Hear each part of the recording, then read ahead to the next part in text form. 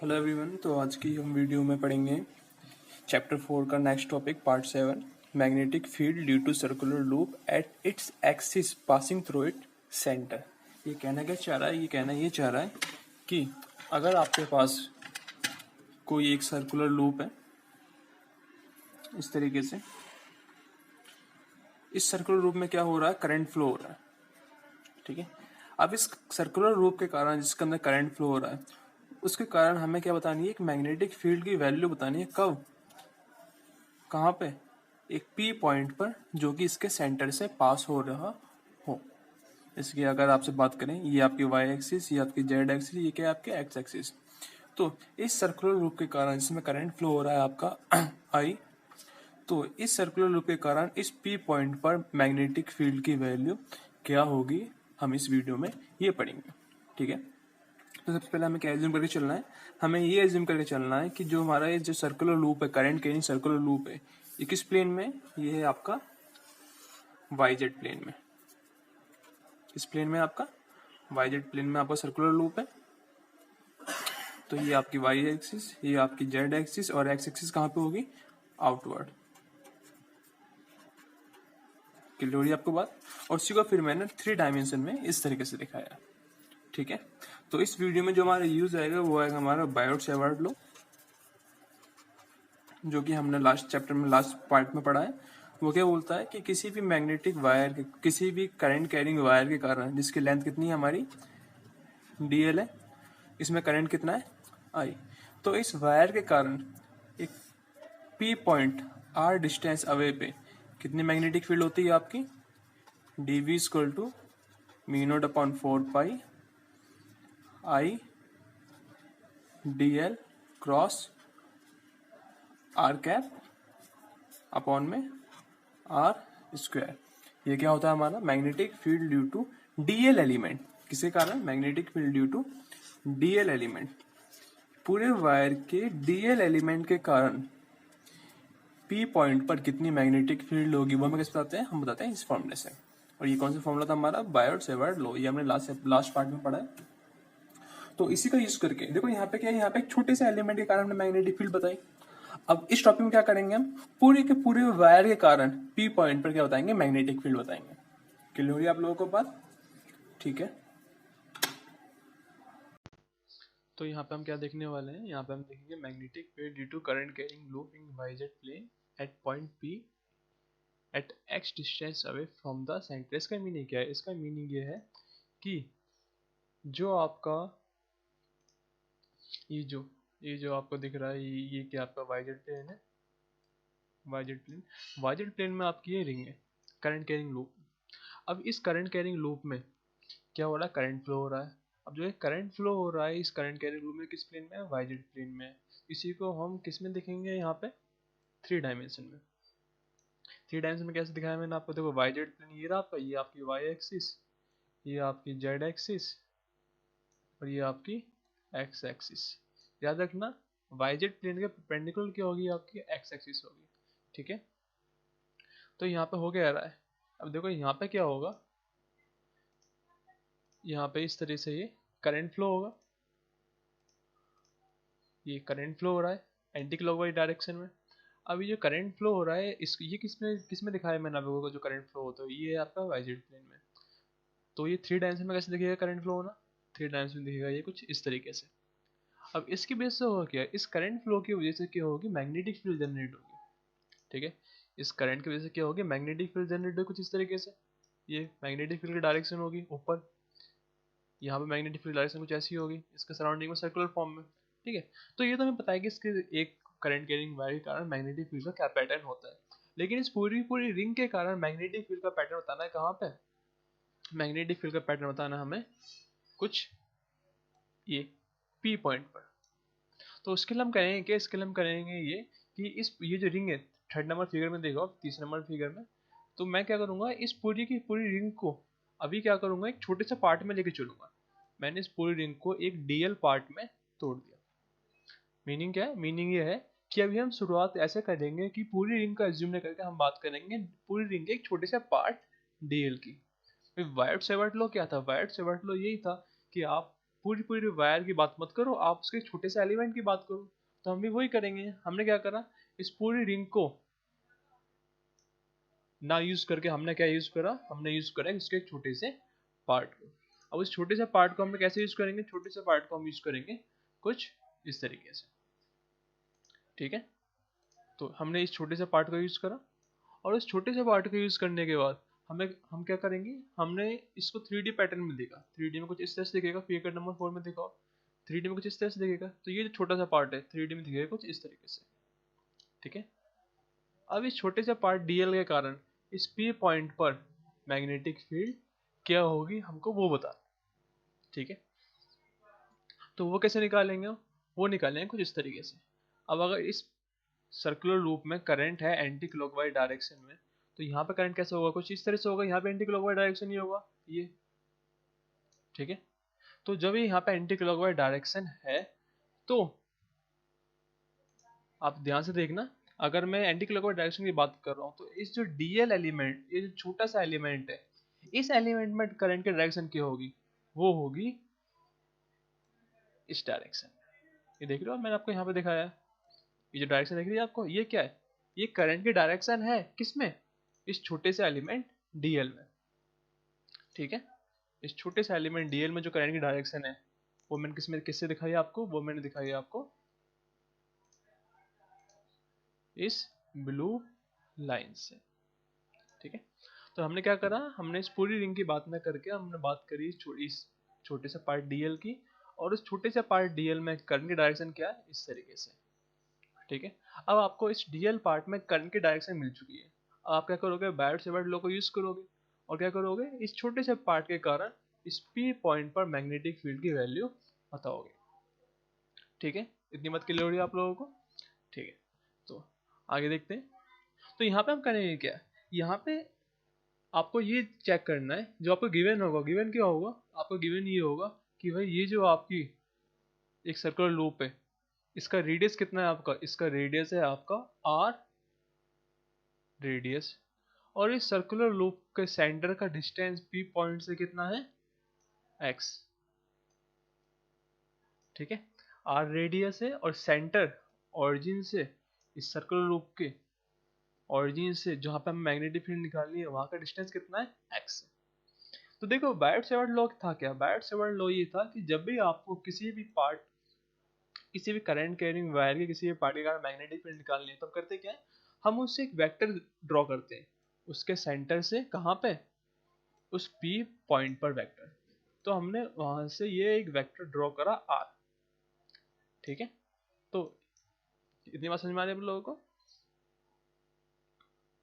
तो जब मैंने ये आर वेक्टर ड्रॉ करा, तो मुझे क्या करना है, मुझे करना है अब डीएल वायर के कारण, इस छोटे से एलिमेंट डीएल वायर के कारण पी पॉइंट पर मैग्नेटिक फील्ड बतानी है, ठीक है।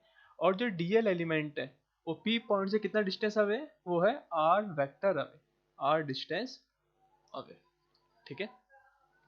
और याद रखना ये जो आपका पी पॉइंट है और जो डीएल एलिमेंट है उनमें जो वेक्टर ज्वाइन कर रहा है आर, ये यहाँ पे क्या है, ये परपेंडिकुलर होगा, ठीक है। ठीक, अब देखो सिंपलिसिटी के लिए मैं करता हूँ, मैं ये जो रिंग है, क्योंकि अभी हम क्या कर रहे हैं, छोटे से वायर के पार्ट के कारण मैग्नेटिक फील्ड निकाल रहे हैं, तो हम अभी रिंग को हटा देते हैं। तो देखो फिगर नंबर इसी में 7 से 8 पे आता हूँ, तो मैंने क्या करा, यहाँ से इस रिंग को हटा दिया। अब देखने में थोड़ा अच्छा लग रहा है ये। तो जब मैं इस रिंग को हटाता हूँ, तो मुझे क्या दिखता है, मुझे साफ साफ दिखता है यहाँ पे कि डीएल वायर है, ये डीएल वायर, करंट इधर जा रहा है। अब इस करंट के कारण, इस वायर के कारण, छोटे से एलिमेंट के कारण इस पी पॉइंट पर मैग्नेटिक फील्ड निकालनी है मेरे को, और जो कि है आर वेक्टर अवे, और यहाँ पे एंगल कितना है, 90 डिग्री, ठीक है। तो यहाँ पे बायट सेवर्ट लॉ क्या बोलता है अभी, I dl sine theta equal to, sorry क्या बोलता है Biot Savart law, dB equal to mu not upon 4 pi I dl sine theta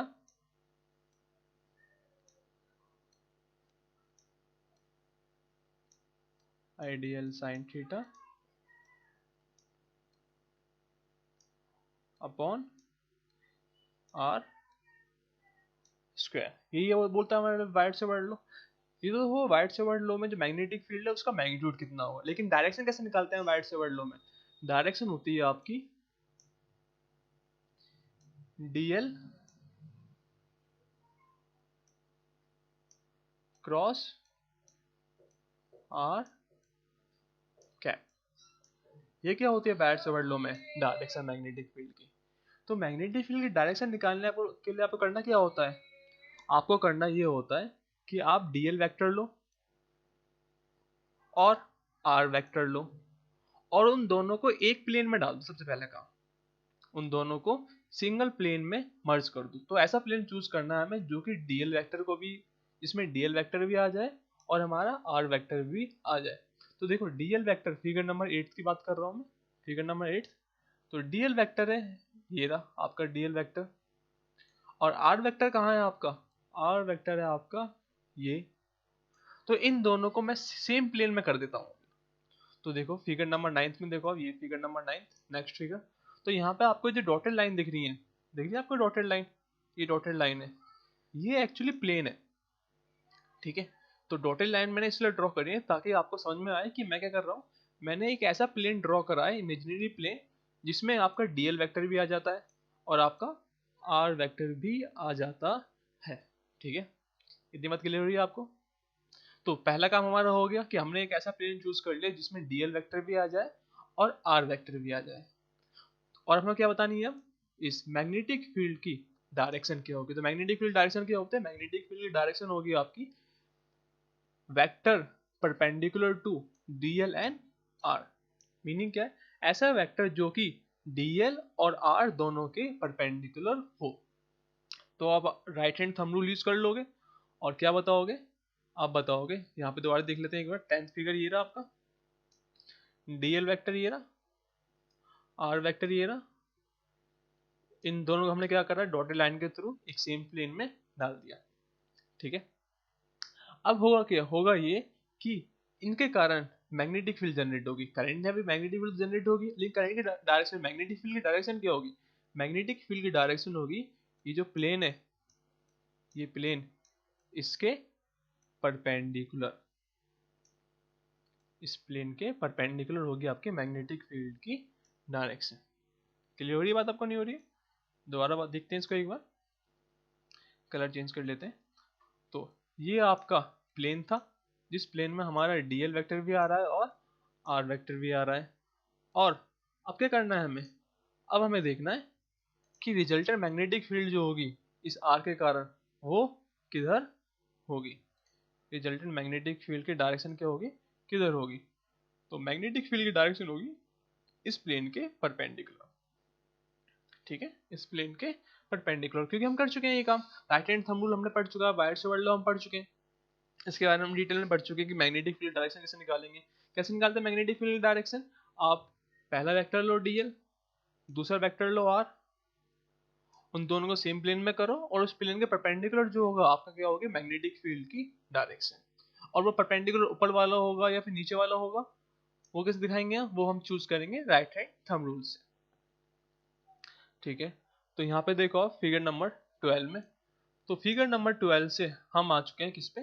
figure number 13 पे।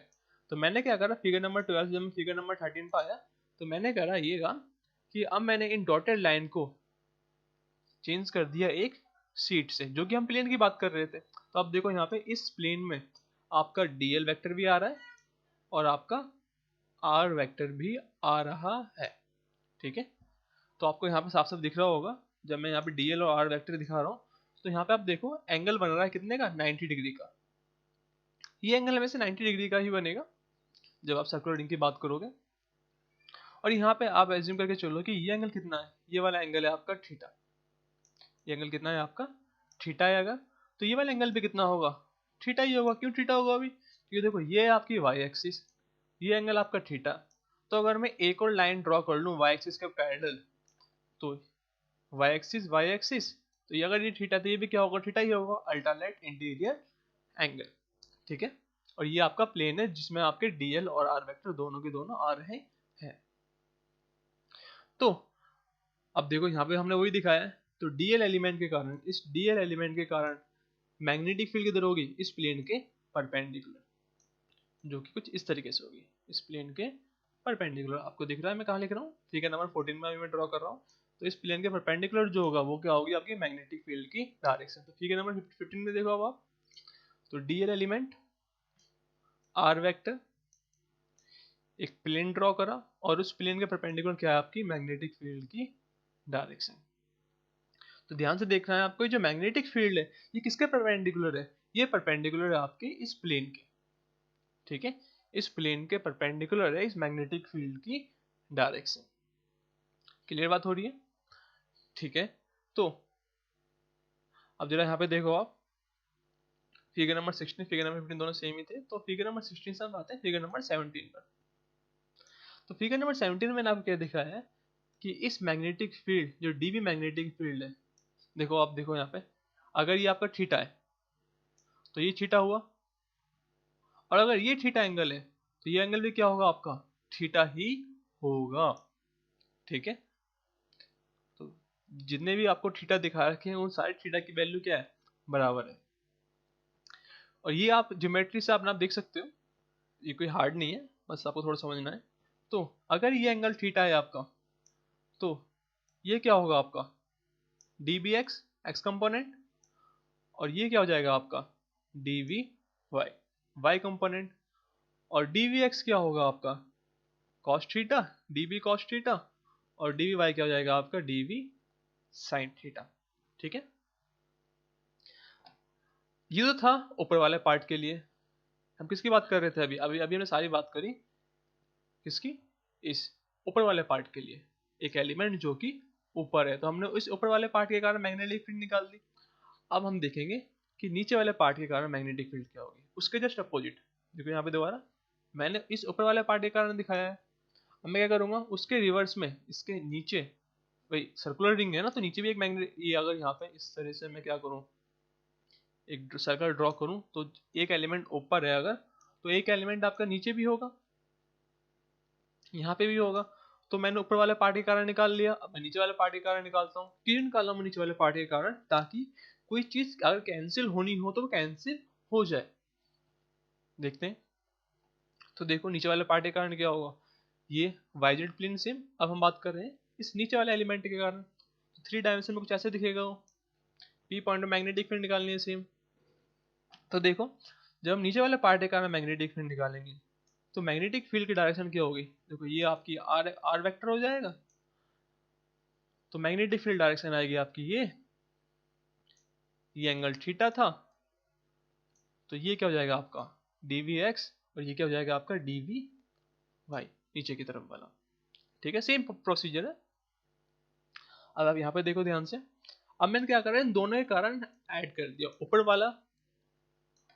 वाला पार्ट जो था और नीचे वाला पार्ट जो था रिंग का, उन दोनों के कारण रिजल्टेंट दिखाया। तो ये क्या आपका ऊपर वाला मैग्नेटिक फील्ड, और ये क्या आपकी नीचे वाली मैग्नेटिक फील्ड के कारण है। अब देखो जब मैंने इन दोनों को एक्स कंपोनेंट और वाई कंपोनेंट में तोड़ता हूं, तो आप देख रहे होगे, पहले बात करेंगे हम वाई डायरेक्शन की। तो ऊपर वाले की वाई डायरेक्शन ये, और नीचे वाले की वाई डायरेक्शन क्या है, एक दूसरे के अपोजिट डायरेक्शन में, तो रिजल्टेंट कितना होगा, जीरो, ठीक है। ऊपर वाले की वाई और नीचे वाले की वाई एक दूसरे किस में, अपोजिट डायरेक्शन में, तो रिजल्टेंट कितना हुआ, जीरो हुआ। और ये जो ऊपर वाली मैग्नेटिक फील्ड की एक्स कंपोनेंट और नीचे वाले की एक्स कंपोनेंट दोनों किसमें पैरेलल है, दोनों के दोनों, ये भी एक्स इधर ही है इसका भी एक्स इधर ही है, दोनों क्या पैरेलल है, तो रिजल्टेंट क्या हो जाएगा इनका, ऐड हो जाएगा, रिजल्टेंट क्या होगा, ऐड होगा। और नेट मैग्नेटिक फील्ड क्या हो गई आपकी, टू ट्वाइस, क्योंकि एक के कारण डी बी कॉस थीटा थी, एक के कारण डी बी कॉस थीटा थी, तो दोनों क्या हो जाएंगे आप ऐड हो जाएंगे, और रिजल्टेंट क्या हो जाएगा आपका two D B cos theta, ठीक है। तो आप मुझे बताओ कि क्या वाई डायरेक्शन में कोई मैग्नेटिक फील्ड होगी, नहीं होगी, तो सारी मैग्नेटिक फील्ड किस में होगी आपकी एक्स डायरेक्शन में होगी। इतनी बात क्लियर है आप लोगों को, ठीक है। और वो कितनी होगी आपकी टू बी कॉस थीटा, और वाई डायरेक्शन में कितनी होगी हमेशा जीरो, ठीक है। इतनी बात क्लियर है आप लोगों को, ठीक है। अब देखो थोड़ा सा और जाएंगे हम, तो अभी हमने क्या देखा, यहाँ पे आप देखो, यहाँ पे क्या है, कॉस थीटा है। अब मैं क्या करूंगा, इस कॉस थीटा को, इस कॉस थीटा की वैल्यू पुट करूंगा, और कॉस थीटा की वैल्यू कितनी होगी, तो देखो ध्यान से, ये क्या है आपका, ये है आपका थीटा एंगल, ठीक है। इस थीटा एंगल के लिए बेस क्या होगा, ये होगा, ये क्या आपका बेस है, और ये क्या है आपका आर, क्या है इसके लिए, हाइपोटेन्यूज, आर क्या है आपकी हाइपोटेन्यूज, ठीक है। तो बेस कितना होता है आर, यहाँ पे बेस कितना है भी, इसके लिए बेस, इसके लिए बेस है आपका आर। देखो ये जो आर है ये क्या है, इसके लिए बेस है, और स्मॉल आर क्या है इसके लिए, हाइपोटेन्यूज है। तो cos थीटा की वैल्यू कितनी हुई, capital R upon small R. अगर आपको यहाँ पे समझ में नहीं आ रहा तो हम थोड़ा एक जगह और देख लेते हैं किसी और फिगर में, जहाँ पे थोड़ा साफ समझ में आ जाए आपको। फिगर कौन सा चूज करें, ये वाला फिगर चूज करते हैं, एक सेकेंड साफ कर देते हैं इसको पहले। तो देखो ध्यान से, ये आपका थीटा है, ठीक है, नंबर 8 की बात कर रहा हूँ, थीटा, और ये क्या था आपका रेडियस आर, और ये क्या है आपका स्मॉल आर। तो cos थीटा क्या होगा, cos थीटा होगा आपका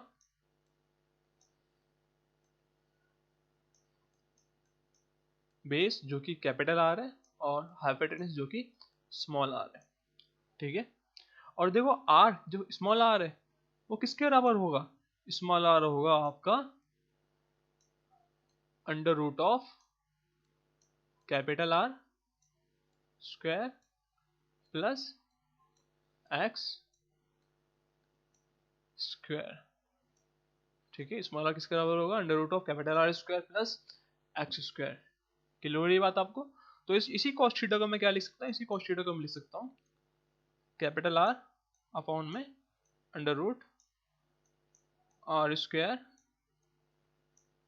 प्लस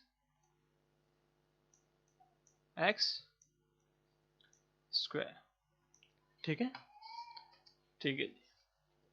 अभी हमने बात करी छोटे छोटे एलिमेंट के कारण, ऊपर वाला एलिमेंट हो गया, नीचे वाला एलिमेंट हो गया, और उनके कारण रिजल्टेंट मैग्नेटिक फील्ड कितनी आई, उनके कारण रिजल्टेंट मैग्नेटिक फील्ड आई आपकी ये 2 dB। ये आप देख रहे हो, ये मैं आपको दिखाता हूँ,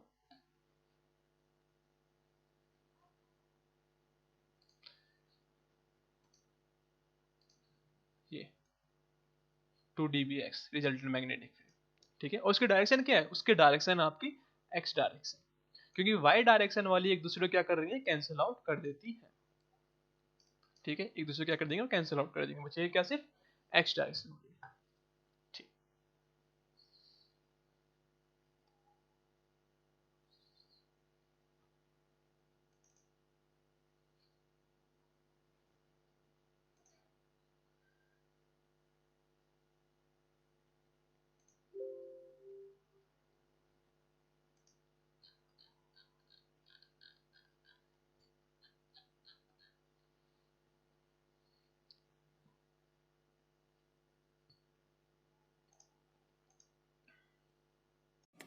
तो अभी हमने क्या देखा वीडियो में, हमने देखा कि ये अगर एक रिंग थी तो इसके ऊपर वाले पार्ट के कारण मैग्नेटिक फील्ड डायरेक्शन की इधर इस तरफ, और नीचे वाले पार्ट के कारण मैग्नेटिक फील्ड डायरेक्शन किधर की इधर। अगर ये आपका आर वेक्टर है तो ये क्या थी ऊपर वाले के कारण dB, और ये क्या थी आपकी नीचे वाले के कारण dB। जब इनको हमने कंपोनेंट में तोड़ा, ये एंगल कितना था आपका थीटा, ये एंगल कितना होगा थीटा हो जाएगा, और ये वाला एंगल भी कितना हो जाएगा, सॉरी ये वाला नहीं, ये वाला थीटा हो जाएगा, तो और ये वाला कितना हो जाएगा थीटा हो जाएगा।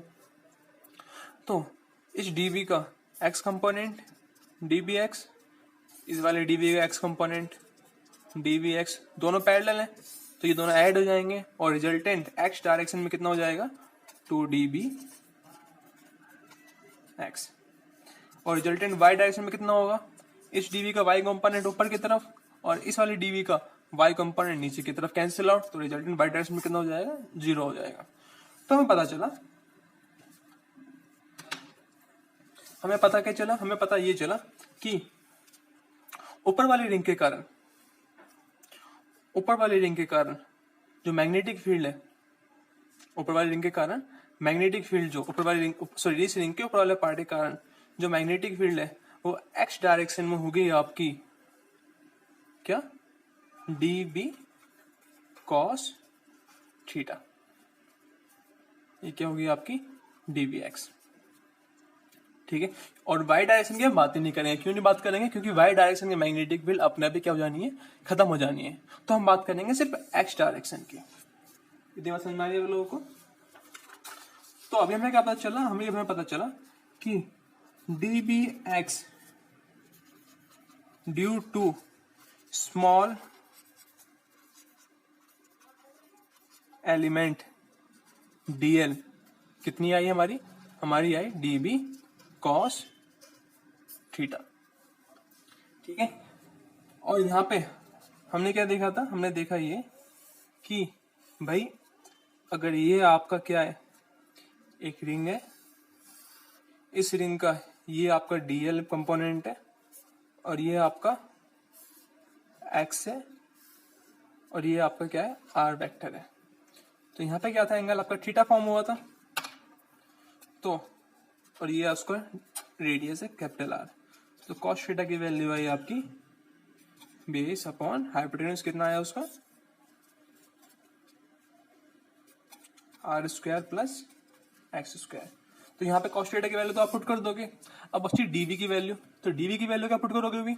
डीवी क्या था, डीवी था इस डीएल एलिमेंट के कारण पी पॉइंट पर मैग्नेटिक फील्ड। तो डीवी कैसे लिखोगे आप? देखो डीएल एलिमेंट की तरह ऊपर है, पी पॉइंट कहाँ पे है, यहाँ पर है। और ये कितना डिस्टेंस अब है, यहाँ पे ये डिस्टेंस है आर डिस्टेंस अब है। और इसमें करंट कितना है आपका, आई। तो डीवी कितना हो जाएगा, mu not upon 4 pi I D L upon are square. यहाँ पे क्या आएगा, साइन थीटा आएगा। लेकिन हमें पता है कि जो आर वेक्टर है और जो डीएल है वो क्या एक दूसरे के परपेंडिकुलर है। तो साइन थीटा क्या हो जाएगा आपका 1, क्योंकि थीटा कितना हो जाएगा 90 डिग्री। तो डीवी की क्या वैल्यू हो जाएगी आपकी, mu not upon 4 pi I D L upon are square. इतनी बात क्लियर है आप लोगों को? तो हमें डीवी मिल चुका है, हमको कॉस थीटा मिल चुका है, ठीक है। अब हम क्या करेंगे, इस पूरी वैल्यू को आपस में एक दूसरे के साथ पुट कर देंगे। तो डीबी एक्स कितना आएगा आपका, डीबी एक्स होगा आपका डीबी कॉस थीटा। और डीबी कॉस थीटा कितना है, डीबी कितना है आपका mu not upon 4 pi I D L upon are square multiply cos theta की वैल्यू क्या है, कॉस थीटा की वैल्यू क्या थी आपकी, कॉस थीटा की वैल्यू थी आपकी आर, ये कॉस थीटा की value R upon capital R square plus x square, ठीक है। ये वैल्यू कहां पे आई थी, आपको समझ में आई थी ये वाली? ये कैसे लिखी थी मैंने, ये क्या था आपका आर था, आर की वैल्यू क्या थी यहाँ पे under root R square plus x square, ठीक है। तो अभी आपको यहाँ पे यही देखना है। तो ये क्या हो जाएगा, mu not upon 4 pi I D L R upon are square multiply R square X square, ठीक है। अब जरा आप ये काम कर सकते हैं, यहाँ पे जो ये स्मॉल आर है इसकी जगह क्या पुट कर सकते हैं, स्मॉल आर की जगह पे under root of R square plus x square. तो स्मॉल आर का स्क्वायर क्या हो जाएगा, R square plus x square. तो ये क्या हो जाएगा आपका यहाँ पे, ये हो जाएगा mu not upon 4 pi I D L R upon में are square plus x square की पावर 3/2। पावर 3/2 कैसे लिखा ये आपको खुद देख लेना है, ठीक है, क्योंकि बहुत इजी है। देखो यहाँ पे क्या है, इसकी जगह पे मैंने क्या करा, ये करा करके दिखाता हूँ मैं आपको फिर भी एक बार। आर स्क्वायर की जगह पे ये आया मल्टीप्लाई में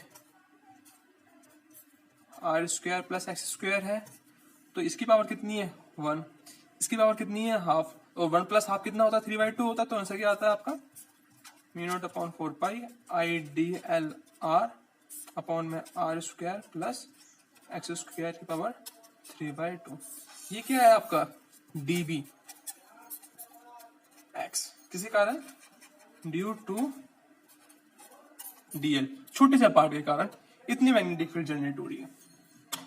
अब जो सबसे इंपॉर्टेंट काम है वो काम क्या है, अब आपको करना है कि भाई आपने निकाल लिया डी बी एक्स, वो है आपका mu not upon 4 pi I D L R upon are square plus x square, ठीक है, पावर 3/2।